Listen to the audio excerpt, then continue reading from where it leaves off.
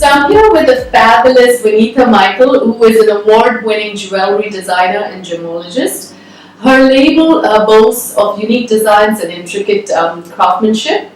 Her pieces have adorned our Bollywood actresses, the likes of Priyanka Chopra, Sonakshi Sinha, Sonam Kapoor, and many more. So, Vinita, lovely to have you here. Thank you for having me and thank you for the kind introduction. Oh, pleasure is ours. Of course, you deserve it. Tell us what inspired you to go into jewelry designing and how did it come about and what's your background? Well, to be honest, right from the time I was a kid, I used to be very creatively inclined. But I never thought that it would be jewelry that would be my calling. I was a classical dancer, I'm trained in Bharatanatyam. And of course, one of the main elements of an act of Bharatanatyam is the jewelry. So I do remember being very fascinated with jewelry. That was literally like my first introduction to the world of jewelry. But that was that. Like, I would just enjoy wearing it and keeping it back and then taking it back again when the next act would be good. And then later on, as time moved on and once I graduated, I went into NIFT, which is the National Institute of Fashion Technology in India. And I took up accessory design. My specialization was actually product design even there, not jewelry. But as luck might have it, all my internships kept happening in jewelry-based companies. It was meant to be. Honestly, when I think back, I feel this is what God probably had in mind for me. And it was during my final graduation project at Amrapali Jewels of Jaipur where I really felt that jewelry can be so much more than what we see every day. Not that what we see every day is not good, but I felt that there was another sphere, another territory which was not explored yet. And people were looking forward to that, which is essentially contemporary jewelry with a little bit of ethnicity involved in it. Exploring unique metal crafts which had been there for like hundreds of years, but need just like a fresh approach in terms of the design or finish treatment or your material choices. And that's what I try to do with my pieces even now. Okay. So yeah, that's how it started.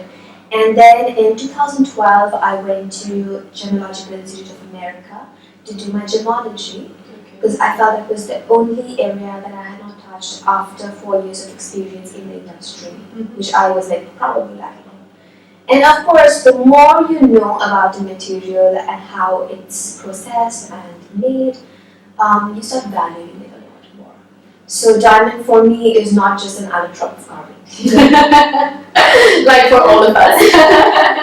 It's so much more, and to think about it that every diamond is unique. It's like a fingerprint, and it takes billions of years for each and every stone to be produced into a diamond that you can like adore. It's amazing. It's a gift of nature that you can really like play around with. It's also humbling. Interesting, very, very interesting. Now, what's the kind of metals you like to work with? So I specialize in both fine jewelry as well as silver jewelry. My label offers two segments and we divide it in terms of the material that we use. So the precious line is crafted in 18 karat gold and it's set with diamonds and precious gemstones. And my premium fashion accessories is crafted in sterling silver and we use only Swarovski elements to embellish those, which is something that I've been doing for the last 3 seasons now. So, but yeah, I think they've spoiled me. I started it off as a one-off experiment and see how it goes. But the kind of attention that even Swarovski gives to trends, material innovation, it's very inspiring. And yeah, I just keep going back to it. Who doesn't like Swarovski? Yeah.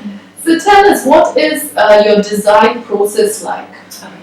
I am a very visual person, to be honest. So I do react very fast to images, movies, paintings, artworks.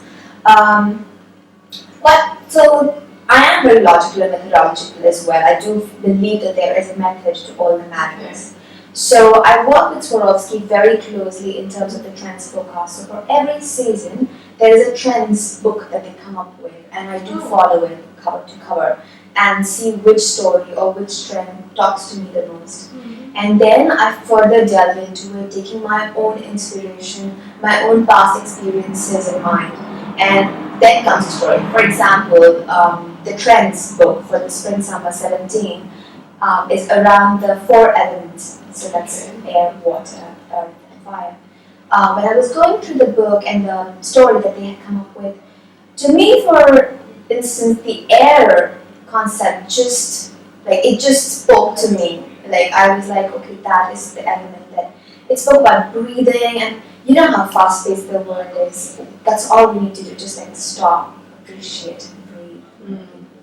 So to me, that was what just called out to me, and it was all about interaction with the air around us. And I remember being very fascinated with ribbon dance, like long back, going for a show and everything. So actually, when I was like reading the first instance, I was thinking about air. All that came to my mind was all about breathing in and out, and then the swish movements of the ribbon dances. And actually, the next collection, which is called Lighter Than Air, is inspired by the ribbon dance movement. Okay. So you'll see a lot of loud curves, very like free-flowing elements.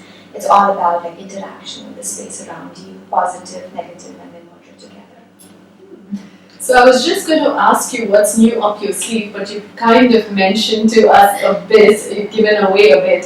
So tell us, what can we expect for Fashion Forward new season, or what's new? So, like I was talking about Swarovski, I've recently tied up with them as an ingredient brand partner. And yes, I do try to see to it that I'm always presenting something new, something innovative, and having a brand such as Swarovski behind it does back me quite a bit, because they themselves are in the same path forward. So with the new collection, it's a very contemporary line. Even if you look at the looks, if you look at the images, it's very feminine, it's very strong, very bold, but it still has a very delicate factor to it. For example, these earrings that I'm wearing right now. Are they from your new collection? They are as gorgeous. So when you look at it first up front, it's almost like a bow. Swirly. Yeah, like a messy bow, you know. So it has a very feminine factor to it, but it's actually inspired by the swish movement of the ribbon dances again.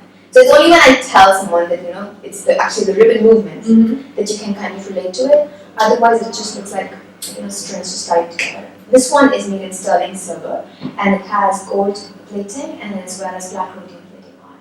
So that's why it's very strong. Dual tone to it, yeah. It still has the classy, sophisticated look to it, which I love. I think it's brilliant, it's just gorgeous. So you come across as a person who has an eye for discovery and detail, and it's very obvious that it reflects on your creation. It's such a pleasure to have you here, and I'm looking forward to actually visiting the showcase area to see your new collection, and obviously I'm looking forward to maybe buying some as well. Absolutely, it's a pleasure to have you come over and show you everything up front. Well, thank you.